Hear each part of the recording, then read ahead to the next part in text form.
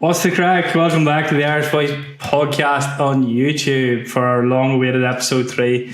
Taking a while to get here through life stuff and illnesses. How you feeling, Ian? Yeah, all recovered now, thankfully. Happy days. Joys being a 33-year-old with gout, rich man's disease, but you know, Pure rich living, Kieran. pure rich Guinness over here, you know. So Yeah, apparently beer is a big one for the gout, Kieran. So just so you have to cut back, you know. Yeah. we all right. So only 3 topics tonight since we've spent a few weeks out. So the first one is going to be a real catch up on all things Manchester United. The second one that I have penciled down here is Ruben Amorim, just as a discussion point. Yeah, I think a lot happened with him, so it would be good to catch up.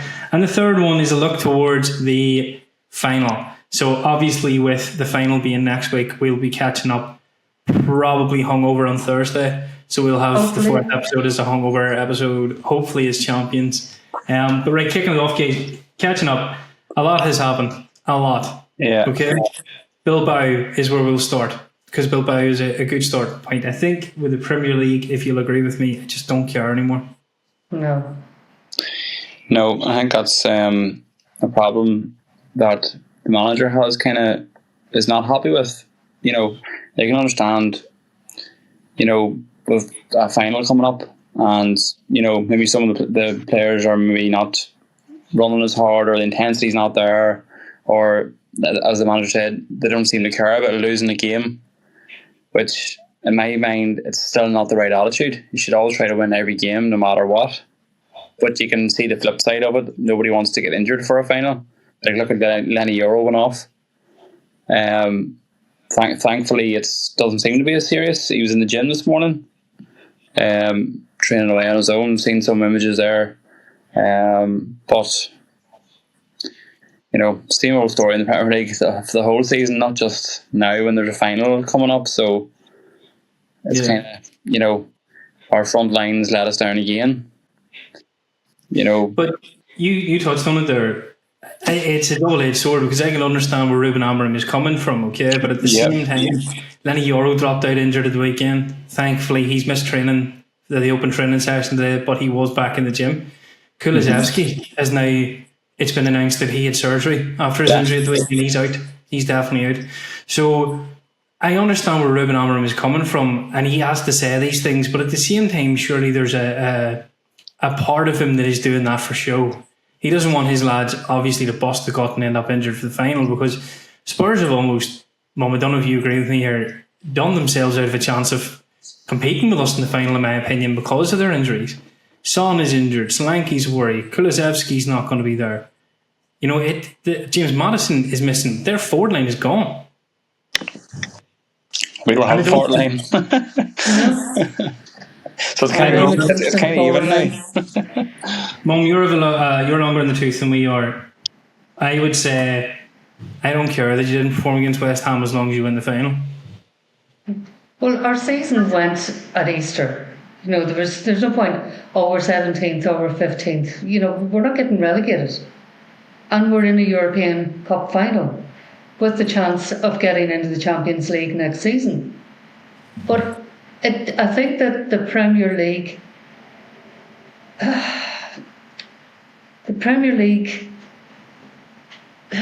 is, I don't know, we tossed it aside when we progressed, I think, in the Europa League. And I agree with Kieran. Nobody wants to get injured before a cup final. And that is why, and Ruben Amorim is picking a makeshift team to make sure that his stars, his first team, are fit and able for that cup final. Because that's our season next week. Does he start with Ugarte? I don't want to get ahead and look to the final immediately, right? But at the weekend, Bruno Fernandes comes into midfield, couldn't really influence the game, I thought. Ugarte gave the ball away shockingly for the second goal. Not like him. So lax and so poor. Don't think Mount had a brilliant game starting. And this is the curse. I think you and I talked about this after the West Ham game, Mum. There's a massive difference in coming on the last 30 minutes against a team that's played for 60 and starting a game. When you start a game, you're against a fully fresh team.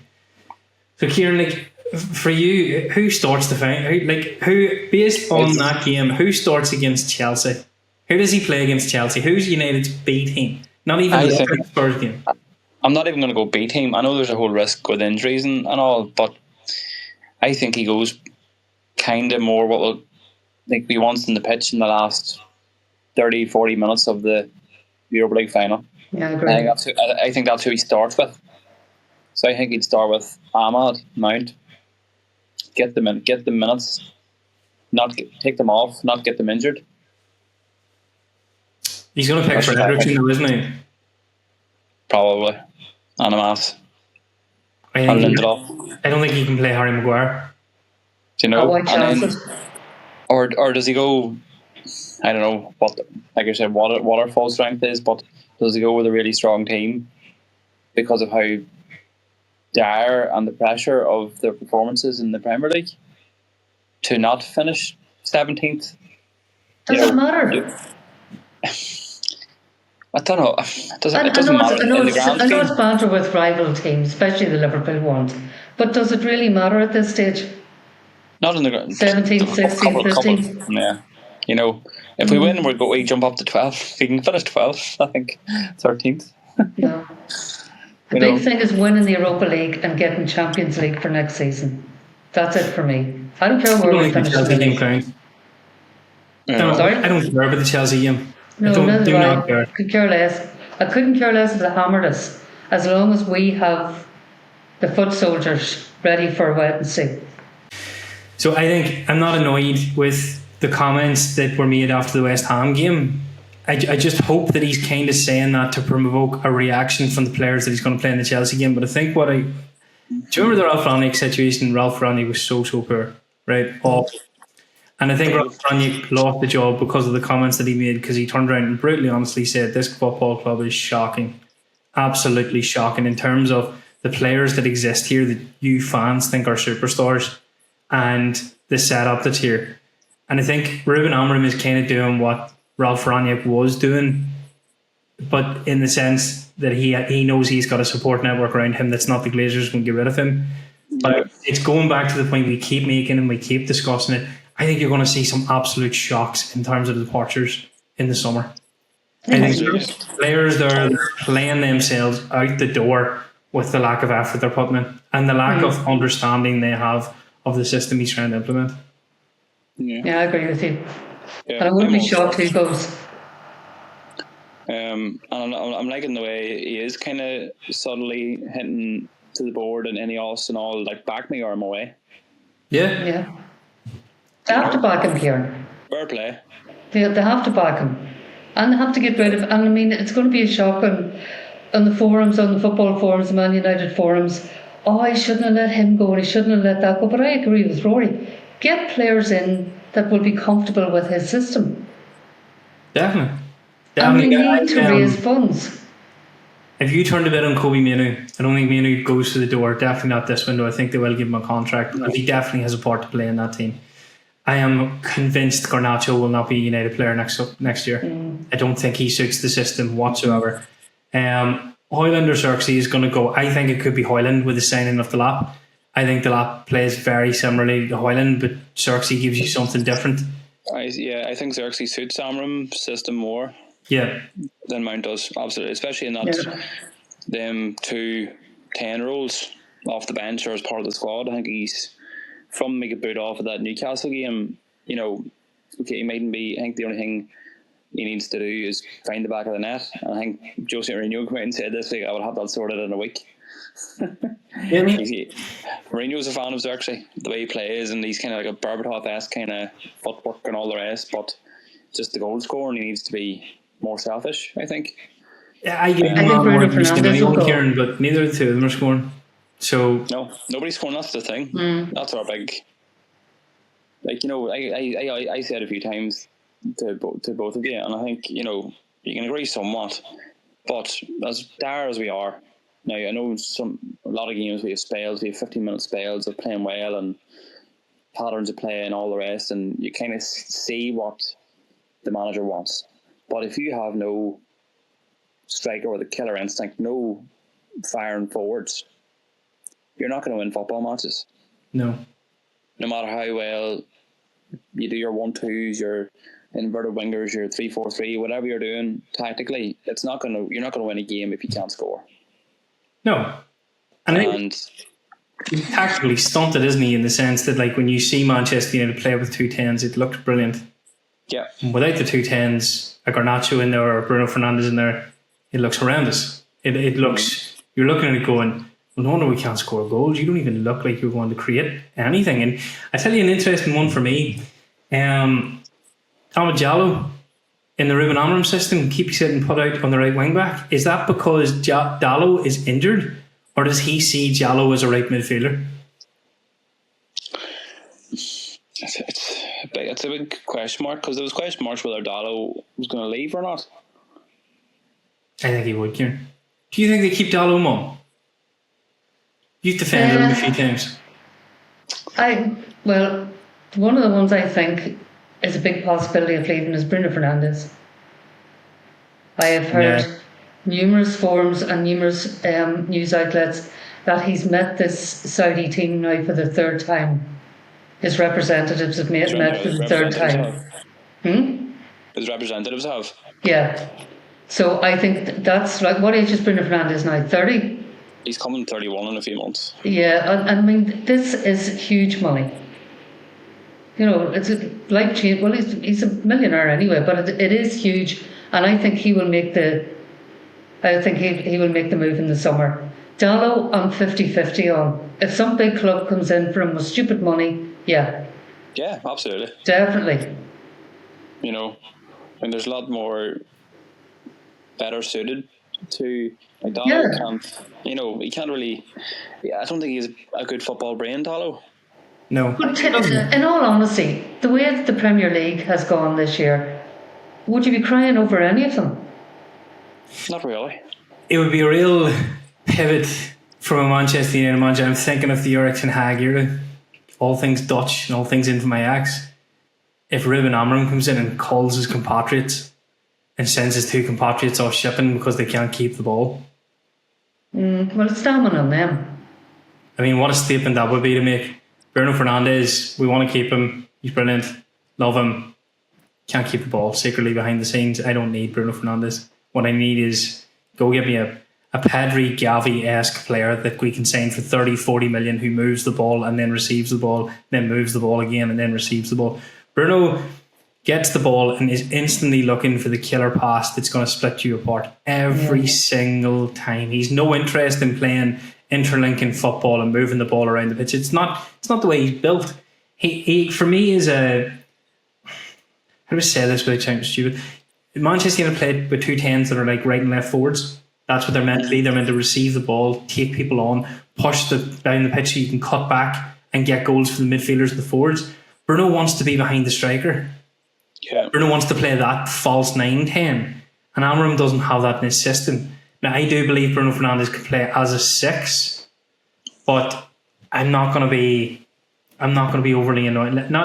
I'll be gutted because he's a brilliant footballer and he's so well. Yeah. I don't think it breaks Ruben Amorim to let Bruno Fernandes go. Well, provided there's a adequate replacement. Exactly. Yeah. For the system, because I know. Well, like Sancho and Rashford and, you know, Anthony, you know, we weren't surprised that they were loaned out, or they're not in the club anymore. But to get rid of them and not have bring in any attacking players to cover. No, I agree with Kieran. There's too many square pegs in that team fitting round holes that they can't or they won't grasp the manager's instructions. Were they not moved on due to cultural fit and not talent? I think they were rushed out for those 3 because he looked at it and went, that's attitude and issues that I don't need. I'd rather work with players that I definitely see in the future. And I think he's taken longer to assess the likes of Bruno Fernandes. But I mean, Bruno Fernandes is a brilliant footballer. He will look good in any team. But do we honestly 100% feel comfortable that he suits Ruben Amorim? I know I don't. I'm 50-50 on him, to be honest. And the 50% of me saying that we should keep him is because he's immensely talented. He is immensely talented, yeah. Look at his outputs every season. Yeah, it's brilliant. You know, without him, where would we be this season? Well, we've had him this season, number 17th. Yeah, so where would we be without him? No, I get that. But he's one player. And if that one player upsets the balance of the team, then no matter what he does on a football pitch, a smarter manager will look at it and go, I need to sell Bruno Fernandes. And it will cause ructions. 60 to 70% of the fan base will have a meltdown. And that's where he needs to comfortably sit and go, you don't see it. No. He has, well, depends what he does when it comes out with if it does happen. But it's a hard one to call, I think. I think he'll make the move himself. I said, like, before he came out and he piously defended Bruno Fernandes and my captain, he's going nowhere. I think I called this a couple of weeks ago, guys, and I said Bruno Fernandes, I don't see him in the Man United team. I don't know where he could be a 6, right? But he played as a 6 against West Ham, was looking at going, no. I know. Losing the ball, giving the ball away, the killer pass, not going off, throwing the hands up. I don't think Ruben Amorim likes him. But Bruno Fernandes is the type of player you build a team around. And Ruben Amorim, in his system, cannot do that with Bruno Fernandes. So therefore, he needs to go. Well, right, so if you were given the options, okay, I'm thinking of the players around that Manchester United missed out on in previous windows, right? In the current Ruben Amorim setup, Bruno Fernandes or João Neves? Probably João Neves, I think. Because he tactically suits the system, yeah? Tactically suits the two sitting midfielders. 110%. What he's doing with PSG, running the midfield, like in Champions League. Yeah. He's phenomenal. You know. And is right, so take that back then. Is João Neves a better footballer than Bruno Fernandes? No. It's not. I think, it's all about the system. It is. You know. It really is. It's tough. It'll be a tough one to take. It'll be a better pill to swallow for Man United fans, but it won't break the football club. No. Just break my heart. You and thousands others. It would be nice to see Bruno Fernandes succeed and lift titles and stuff for Manchester United, but the more I look at that Saudi proposition, the more I'm thinking I don't think Bruno Fernandes would be entertaining Saudi Arabia if he hadn't received some sort of indication from Manchester United that they're willing to let him go. Like, I don't think Bruno Fernandes would let his manager sit in a press conference and say, I really want to keep you. The club really wants to keep you. And then just go and kind of do the darkness and be like, no, I want to go to Saudi. I do feel that Ruben Amorim's being I think he's a very shrewd, intelligent man, Ruben Amorim. I think what he says about certain people is not what he feels about certain people, especially not when he talks about Rashford and Anthony coming back. I think he's like, right, I have to be political here, but I do not want them to at all. That's all it is, Rory, is political. Yeah. That's all it is. He cannot come out before United left the Europa League title and say, I want to get rid of my captain. But you can't even want to sell them. Yeah. No. You know, so, I mean, I'm sure those players realise the financial situation that's occurring at the club now. You know, the current situation. Now, apparently there's no end of season gala anymore, or for a second time this year, or second time running, sorry. Yeah. So, I mean, there is cost cutting, and they all know there's a price in their head. If the club comes in and pays whatever United value the player at, it's cheerio. Having a barbecue, aren't they? What, out Harry Maguire's back? Where is the barbecue? Is it at Carrington? Yeah. Is it like a barbecue for like family and friends? Is that what they're doing? Yeah. I think so. It would be, wouldn't it? They're doing that there, and then apparently they're giving them tickets and donate like a bit of cash money towards food and drinks to the fan zone to watch the Europa League or something like that. Oh, okay. There was some push made yesterday that Manchester United are not paying for the tickets of friends and family of the coaching staff to attend the Europa League finals, so Ruben Amorim has paid for it. Yeah, Ruben's paid for it, yeah. That's a joke. Yeah. Really? It is. Really, really is. Now, the barbecue, I don't know why that's being blown out of proportion. Prove me wrong. Did Mourinho have an open top bus when he won the Europa League? No. So why are United getting shit for not doing it this year? Because it's Manchester United. I see that. Like, it's just everything's blown out of proportion. It fits the negative clickbait fight. You know, that Sky Run and all these journalists are doing. Love to do negative headlines. Manchester United. It's going to get you the most likes, the most retweets, most shares. It's going to get you the most you know, Stupid though, isn't it? you know, it's just anything. No, but it's just opposition fans revel in that we are skint Oh yeah. and we can't do anything. So, I mean, there's cost cutting. There's cost cutting. Yeah, I agree with them on the barbecue thing. Maybe not a barbecue. I don't know. Have a dinner, whatever they want to do. You just don't go having open top buses when you're Manchester United for the Europa League. Are Chelsea going to have one if they win the Conference League? No, they're not. Probably. They might do. I mean, if Palace held one for winning the FA Cup, 100. Yeah, fair enough. Oh yeah. Yeah. Massive achievement, but contextually, United shouldn't be having one for the Europa League. Equally, though, I did see the ticket one and think that's a bit. Doesn't sit with me, that. You know, and I like the way the Abrams come out and said, "I got this." Basically, fuck you, any else on board, wise up. Yeah, I do. Big kudos for Ruben Amorim, but surely that leads to fractious relationships in the summer. If the board are being shown up now by the fact the manager has come out and said, right, well, if you are too cheap to pay for it, I'll pay for it.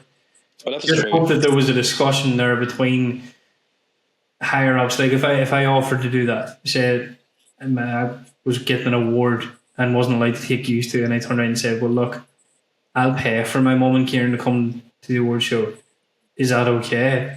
You know, instead of me just buying the 2 years tickets and showing up, because then my company's looking at it going, God, don't we look here? But if I talk to the company and the company agrees and they say, look, it's just because we're really tight with cash and we're trying to. Do you know what I mean? There's two ways to do it. Yeah. Two stories. Yeah, you don't know what way it's been done either. But you know, as soon as there's a sniff of something like that, it could get anything that we can put negativity on. Yeah, you know, Man United. Ruben's paying for this. You know, is this a shot at Ineos? A uncertainty between in-house fighting? Yeah, so it's just another thing. It could be, you know, fire and mud. That's all they're doing. So let's face it. Do you think Ruben would be kind of like in a job next season if that was the case? If he was basically up yours to Ineos and Jim Radcliffe? I don't know, because I don't think anyone has officially confirmed that it's true. It just kind of broke out as a story, and it was like just interesting to see what the narrative is behind it. Is all. So look, folks, really quick rumours and bullshit this week. Okay, so we talked about Cunha the last time we were on. That was the big piece of news. Eberechi Eze is now rumoured to be entertaining Manchester United. It would be more positive if Palace didn't win the FA Cup.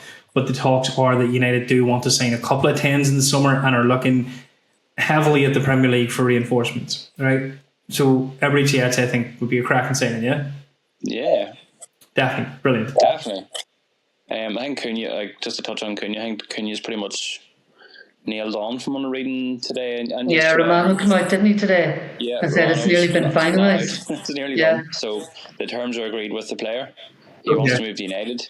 United are talking to Wolves. They're paying an extra $5 million just to, I think, to spread the cost instead of paying the 62 up front. Yeah, you seen there was a lot of negative statistics came out about Cunha because when Cunha was announced, you know, people started stamping the stats. He walks more than any player in the Premier League per disciplinary record, and I just thought, but Matheus Cunha wants the ball into his feet to turn and run with the ball.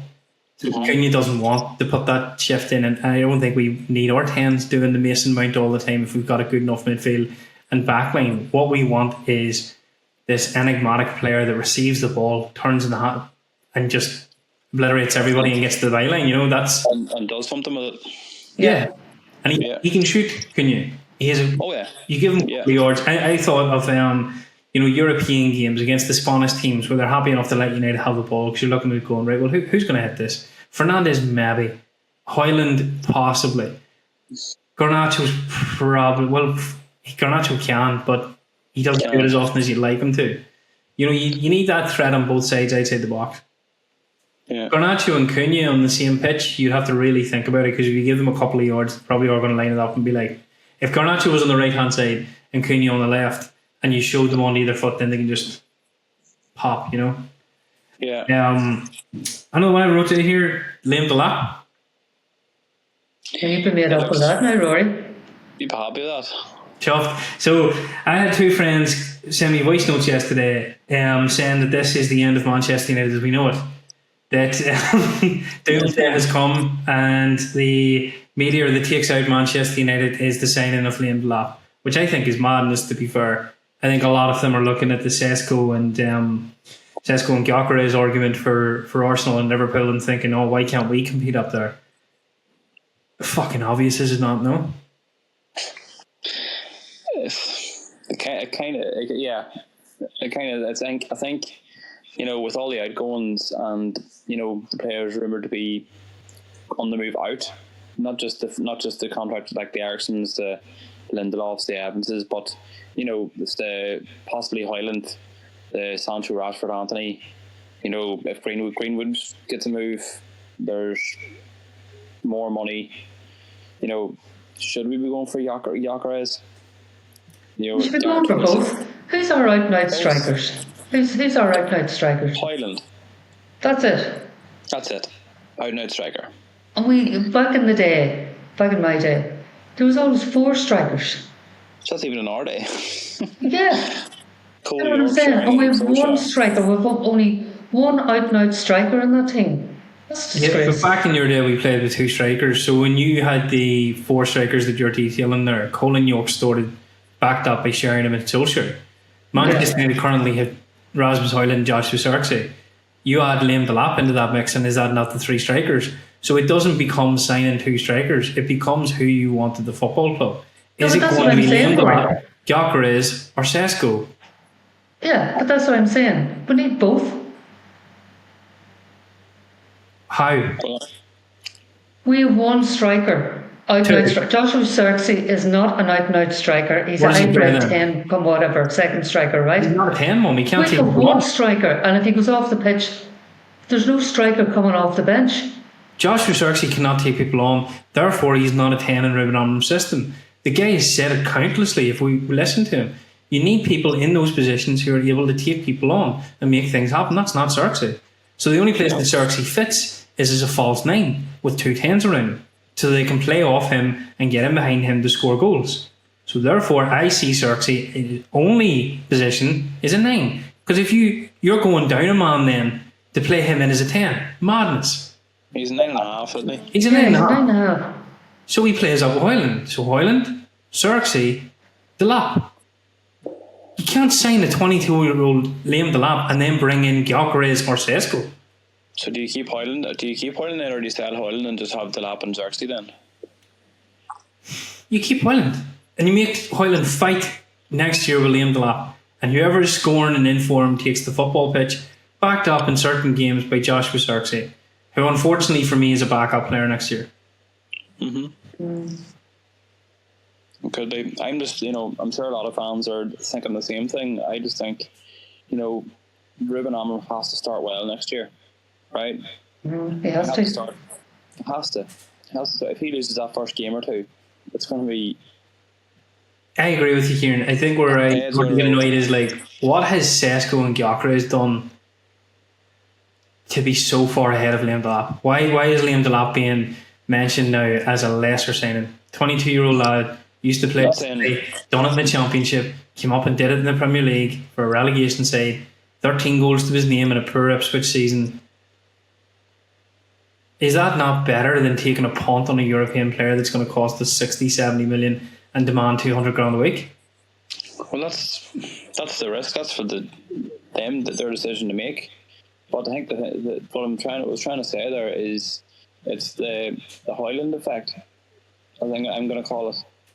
But I agree with you. Hear me out here. Just listen, we all thought Højlund coming in, it's this young, exciting striker, right? Coming in from Serie A, he's got a handful of goals. He looks like he'll be a good fit for the Premier League. And this season has been worse than last season. He's been shocking. And that's all we have to lead the line at Manchester United. Now, I like the look of Liam Delap. I'm not downplaying signing Liam Delap. So I think, looking at him playing, like you said, Rory, in the relegated Ipswich team, has done very well and, looks like he can bang in the goals. But my fear is him coming into Manchester United. I know we've been horribly crap this season, but coming into a club the size of Manchester United, with the pressure that comes with it, having to deliver. How is that different for Gyökeres or Sesko? But what I'm saying is, Gyökeres is more experienced, more established, has the goal scoring record he has. In Sporting Lisbon in Portugal. Yeah. What was his goal scoring like at Coventry in the Championship? You know what I mean? That's what I'm trying to explain here. Is the way Hoyland came in and the way Liam Delap's coming in.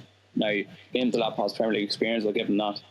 But I think that's why a lot of fans are thinking, what I'm trying to say here is... Hoyland Mark II? Yes. How is Gyökeres any different? It's not. It's the way that some fans will look at it. They'll say that Gyökeres has proven that he plays for a big continental club. How many seasons has Gyökeres been a big player, folks? I have no idea. Two or three. This last season, maybe he had a good record, and then this season, under Ruben Amorim, Sporting Lisbon team in Portugal, okay? When he was at Coventry, he was shit. Oh yeah, He was absolutely. It was baffling how Ruben Amorim took the punt on him to take him over and make him into the player that he is, okay? But he's been in England, and he was crap. Mm-hmm. Okay, now yes, he has gone, he's matured, and I'm not taking away from Gyökeres. He's a brilliant striker, okay? He is. He will cost you 70, 80 million pounds. He will also demand 200 to 250 grand a week, okay? Liam Delap will cost you 30 million, and I'd say you'll pick him up for between 100 and 150 grand a week. Probably only paying that much because he's a young English talent. Does that not make Liam Delap half the risk that Gyökeres is, with arguably more experience because he scored 13 goals in the Premier League? Oh yeah. I don't understand how people turn around and go, oh, but Gyökeres is 26 and Gyökeres scored X amount of goals. I don't care. He scored them in Portugal. Darwin Núñez looked like prime Pele in Portugal.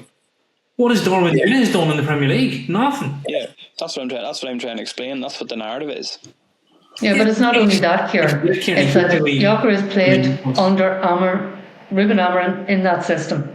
As well, yeah. And that's the argument that other people will have as well. So did that Ugarte. he knows he can slot into that system. Yeah. So did Ugarte. Do you know what I mean? It did not save Manuel Ugarte from getting completely caught out at the weekend by the West Ham press. Do you know why he got caught out? Because he's never played West Ham before. Absolutely. Not used to it. 110%. So when I say that Liam Delap has more experience than Gyökeres, I'm not just saying that to be pig-headed. He has a season of Premier League football. He has years this is the argument. Category. Yeah, This is the argument for some fans wanting Gyökeres, because he played under Ruben Amorim in that system. He's ready-made for that system. Would you rather have Gyökeres or Delap? I'd rather have Delap. I would. Thank you. I thought you were going to call me out there and say Gyökeres. Did we just agree? I was going for the crack, but then no, I'd rather have Delap. The meltdown is that I was trying to explain it with the cam head of me yesterday, and it doesn't take long before I get annoyed anyway. But I just didn't understand. There was so much bias towards, and I'm not talking about yourselves. I totally understand your point, Kieran, but like there was so much bias towards this English signing that United were bringing in, and Zeman got mentioned to me yesterday. Gyökeres got mentioned to me yesterday, and Sesko got mentioned yesterday. I was looking and going, they aren't bad strikers. They're not. No, they're not. We've seen an influx of foreign strikers come into the Premier League recently from different leagues, not just Darwin Núñez and Rasmus Højlund. You know, I think back to brilliant strikers like Alvaro Morata, till he came to the Premier League, was cracking. Couldn't do it in the Premier League. Certain players can't. And I just think, we know Liam Delap can do it. He's done well this season. My point was trying to make, but I wasn't trying to say, we shouldn't sign Liam Delap. I'm saying it's the fear factor. I think if we start this next season bad, 100%. and say devil's advocate here, say Arsenal come in and take Gyökeres, and Arsenal have their missing piece. They have their striker, and Gyökeres scores 20 plus goals, and Arsenal lift the Premier League next season. Yeah. Yeah, I get it. I do get it.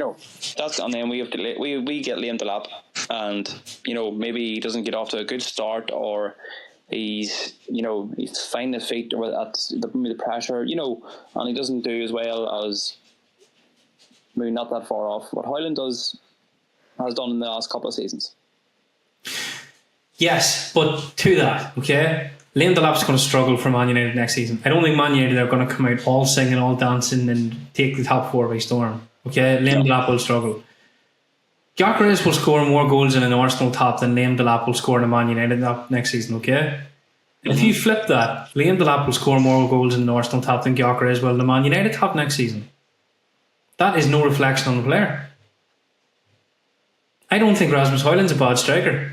I think Højlund goes to another European club and does really, really well. I also think he could stay at Manchester United, and as Manchester United progress, Rasmus Højlund could do really, really well. I think it's not all on the strikers. I watched Amad Diallo make the byline against Atletico Bilbao, cut the ball back, and Højlund was there to put the ball in the back of the net. I haven't seen that in months. Do you know what I mean? I don't see. My biggest point with this, before we derail the whole thing arguing about strikers, okay? My biggest point with this is I never understand why £70 million, 250 grand a week Victor Gyökeres is the safer bet than 30 million, 150 grand Liam Delap, because Victor Gyökeres is playing for Sporting Lisbon and Delap's only playing for Ipswich. It's not the team thing. It's not just the teams, Portugal and Premier League. It's the Amram factor as well. And Amram has made him the striker that he is, and he's getting the goals that he's getting in that team and that system because that's Amram's team. I agree, right? I think that's more why. Answer me this. Sorry, I'll shut up, okay? I agree with you, okay? Yeah. Why is Ruben Amorim not kicking down Jason Wilcox's door to sign Victor Gyökeres? Why does the manager and the coach that made him, who knows he's available, not go and ask Victor Gyökeres to sign for Manchester United? Why are Man United in pole position to sign Liam Delap and not even pursuing Victor Gyökeres? Is it because our manager knows that if you put it in context, Victor Gyökeres did really well because he played under Ruben Amorim in Sporting, but Liam Delap can do equally as well if he plays for Man United with Ruben Amorim? Could be. No, but you made a good point as well, Rory. Darwin Núñez is a perfect example when he played for Benfica. And he was scoring goals right, left and centre. He's been an absolute flop for Liverpool. Yeah. Absolute flop. And that could be the same for any player coming in from a different league, even though they're used to the system of the manager. It's totally different. I agree with Rory to a certain extent about going for Premier League proven players. Yeah, absolutely. That know the opposition, that know the way, what the demands of the Premier League, the physicality of the Premier League. So I think taking a punt on Liam Delap is a lot surer than taking a punt on some other young lad from a different league, be it Italian or Portuguese or Spanish. Yeah. I agree. And it's the difference in the personalities of the last two coaches in Manchester United. Eric Ten Hag came in and said it's a process, it'll work, it's going to be common. Kept signing players that didn't suit the Premier League. Okay, Ruben Amorim has come in, openly admitted, I have been really caught out by the Premier League. I did not anticipate this intensity. I did not anticipate the physicality. I did not anticipate playing so many difficult games where the standard of football at the bottom is as high as it is. So I think it's really humbling from him to turn around and say, Rick Gyökeres is available. Gyökeres won't work. Yeah. He's very honest. He is. He is, and it's refreshing, and I do like that about him. He'll be out. Maybe sometimes it doesn't look as good for boosting morale with your players, or maybe it is, did you see his hand strapped up there the other night? Yeah. So I think, he has that calm, charismatic character, but he also has a bit of the hairdryer treatment in him. Punching balls. I think that's what this club needs. Yeah. And the way he comes out in press conference, and he's probably sick of press conferences at this stage. I think he said that already. Yeah, he's done around something like 400 odd press conferences. I think he said that he did more interviews his first month in England than he ever did in 1 year in Portugal. Welcome to Manchester United. The media machine is incredible. Yeah. And I think Ineos will want to stick him in front of the camera as much as possible because they're trying to drum up the money from media obligations to meet the debt, so that won't shy down. Okay. We'll finish up on the look ahead to the Spurs game. Europa League. Okay? Nerves. So, Already. let's go first of all. Already. Who starts? Goalkeeper. Onana. Banana. Yeah. Left back.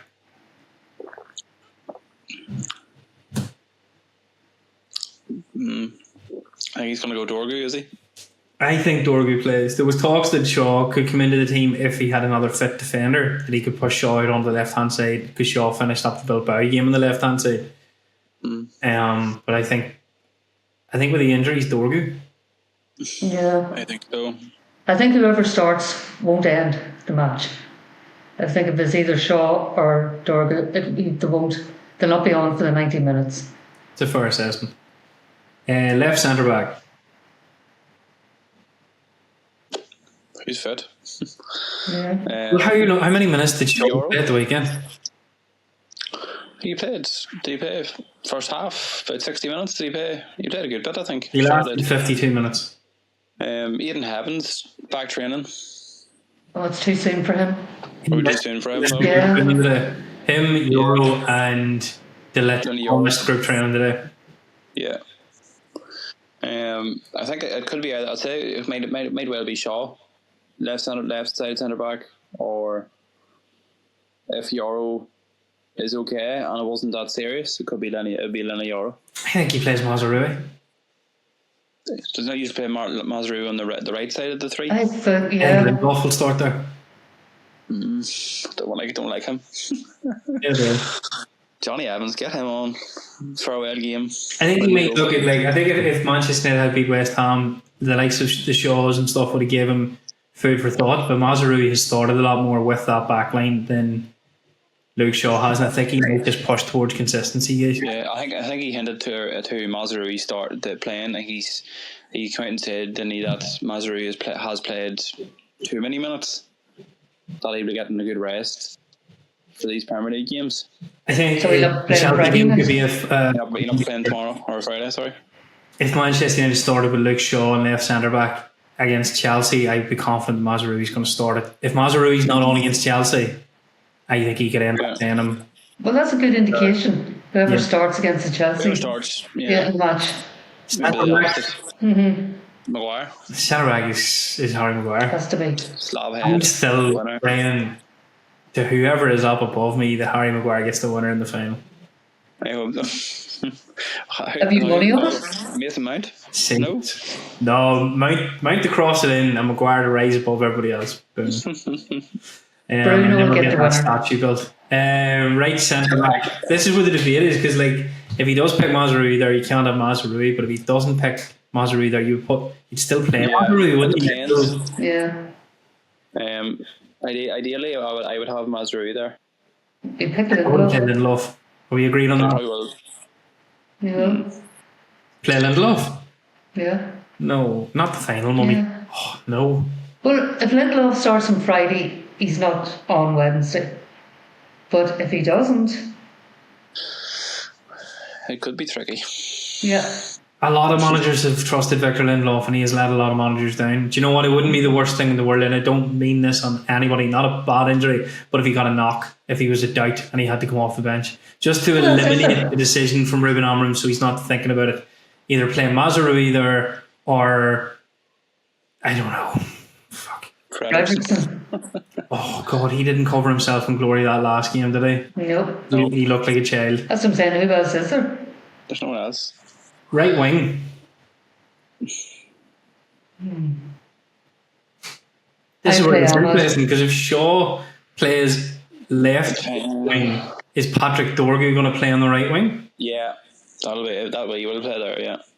Or Oh, does I'd Ahmed play Diallo Ahmad. start in the right wing and Patrick No. Dorgu on the left wing to allow Shaw to come into the centre backs? So, I mean, Ahmad. Ahmad probably, I think so. yeah. He hasn't played Ahmad as a 10 yet, has he? No, the West Ham game Oh, he he played did in the right couple of wing. matches, did he not? Hey? Has he played Did he Ahmad not as a couple 10 of matches yet? at 10? There was one match. What was it? Because That was everybody was Kobe. crying out for it, and he wasn't great. No, it was Kobe Oh, and what Mount match was played the that? 10s. Yeah, I thought Kobe and Mount played the tens against at the end of the Bilbao game, and then started against. It looked. And Ahmad was in the right. It looked very, very good. It tanked against West Ham. Don't get me wrong, but it looked really good in Europe. Yeah. Midfield. I'll go first here. I don't want this. Okay, this isn't my opinion. He'll start Casemiro and Ugarte. That's who I would pick. I think you could be right. That's who I'd pick. I think because we seem to play in patches. And I think in Europe, if we stay in the game up till about 60, 65 minutes. Yeah. And you have a bit of pace and power coming off the bench. You can drop Bruno back into the 6, put another attacking midfielder on. And if it's 0-0, United show we're capable in Europe of scoring 2-3 goals very quickly. Yeah. With the tired legs out there, So I wouldn't start Bruno in the 6. No. Bruno can't tackle. No, he'll get booked or he'll get sent off or something. No, he just can't tackle. It's not in his game. No. No, I think I wanted him to morph into that 6, but he's not looking comfortable there at all. And I think where United have a great success is when you play Ugarte and Casemiro for 50, 60 minutes, teams seem to get used to having that run of the midfield. And then especially in the Bilbao game when the changes were made, Bilbao were looking around and going, what is this? We were so used to retaining ball in midfield and keeping it steady, and now all of a sudden they're keeping the ball and moving it so quickly, but it was only because it was a tactical mismatch. We were so different with those substitutions compared to what they were used to starting against, if I'm making any sense. So that makes sense. They just got caught with it, and I think he might try and do the same to Spurs. Because did I read right that we haven't won a game against Spurs in 7 games? Yeah. What? We haven't won a game in the last 7 games. It's either been a draw or Spurs have beat us. Yeah, we've drawn 2 or 3 and lost 4 or 5. Yeah, our record against Spurs is absolutely abysmal. Well, that's going to change on Wednesday. So it has to break at some point, guys. Changes Wednesday. We need to. Yeah, it was really worrying. So hold on, if we look back through it, okay, these are the last results against Spurs. So in February, they beat us 1-0. In December, they beat us 4-3. In September of last year, right, so they beat us 4-3 in the Carabao Cup. We all remember that, hard to take. Yeah. Premier League beat us 1-0. Under Ericsson Hag, they beat us 3-0. In January of last year, we drew them 2 each. Before that, in the Ten Hag era, we lost them 2-0, 2 each. The last time we beat them was the 19th of October 2022 when we beat them 2-0. Spurs have a brilliant record against us. And has never lost a game against United in his tenure. So I'm not one for statistics adding up to facts, but it is quite damning that he's beaten Ruben Amorim twice, Although the last one was like 1-0. Motivation. So Ugarte and Casemiro are playing midfield. We settled on, I think there was more people, you both said Dorgu plays on the left and Shaw plays left centre back, yeah? Yeah. Maguire's centre back. You both think Lindelof starts or Mazraoui? I think Mazraoui. Yeah, I would hope Mazraoui. Mazraoui, Maguire and Shaw. Yeah. Casemiro and Ugarte were resigned to starting 10s. Ooh. Bruno and Mount. Bruno and Mount? Yeah. I think if you've got Casemiro and Ugarte behind them. I suppose if Diallo starts in the right wing. Yeah, if Diallo's in the right wing, yeah. Then Garnacho and Bruno in the 10s. And does Mount come on later on with Kobe? See, there's options on the bench, which is great. There's finally some decent options. Well, at least there is quality options. Yeah, in these last couple of 2 games and a few legs, it's looked well because we've had a couple of good options coming off the bench. Right, I'm changing my mind here. Woman's privilege, but I would start Bruno and Garnacho, and I'd have Mount coming on in the second half. Mm-hmm. Right, so what I think he'll do is play Bruno, Garnacho and Højlund. He's one for consistency, right? So I think that's what does happen. What I would do is play Garnacho and Bruno either side of Mason Mount as a false 9. Could I do. think would he do that though? Probably That not. could be the switch though, Rory. But I just think like Spurs have a few injuries in defence. Okay, Hoyland struggles in games. Mount scored 2 in the Europa League the last time. He almost scored in the last game he played as well when he curled that one of the boats we're all hoping went in. He has looked sharp. You just have an interlinking 3, a very open 3 10s that can play in either position and just try and confuse Spurs. Have them 3 drop. If you're going to play a Casemiro and a Ugarte who don't want the ball, have 3 lads who do want the ball scatter in front and try and bring the ball forward with you. I don't know. I'm spitballing here. It doesn't make sense when I'm saying it out loud, but I don't want to start Hoyland. Not if it's going to be Garnacho and Bruno. That 3 doesn't work. It doesn't score goals. No, that's what goes out. And then I thought, did you say is Son missing as well? Who? Is Son out for? I don't think Son's back in training. Son has been out for a while. I thought Son was the only. He's touch and go, is he not? To be fit, but they'll not be fully fit. I thought Son was the only one that is fit. I know by Kubileski and Madison is out and Bergwall is out. Them 3 definitely, but I didn't know what Son was out as well. I think he only came back at the weekend, did he not? Maybe. Did he play at the weekend? He came on as a substitute at the weekend. I think that was him bringing. He's not fully fit. It's a bit like that's what I mean. discussing the Luke Shaws and Mason Mounts of the world. I think he was thrown on at the weekend for half an hour or something like that, but that's his first half an hour in a while. So is he really going to be fit to start the final? But he's a really talented player. But I think they have Son, Brennan. Solanke. Is Solanke back too? Possibly. Think so. Richarlison. It's not great, like, is it? I don't know. The only thing I don't like about playing Spurs is we really hate when teams press and harass us, and Spurs will do that for 90 minutes. It's the way that Ange wants them to play. They'll be very high and naive and careless and stuff like that, but we're that poor on the ball that it could catch us out. Well, if Casemiro steps up and plays the way he has been in Europe. Yeah, but that's why I think it's essential that Casemiro and Ugarte start to deal with that press. And let's not go all gung-ho at the start. Deal with the press. Score Pursue prediction. them and hit them on the counter. I know it's not part of Amarin's game, but just hit them on the down counter. Mummy, you want the deadly 2-1 score prediction?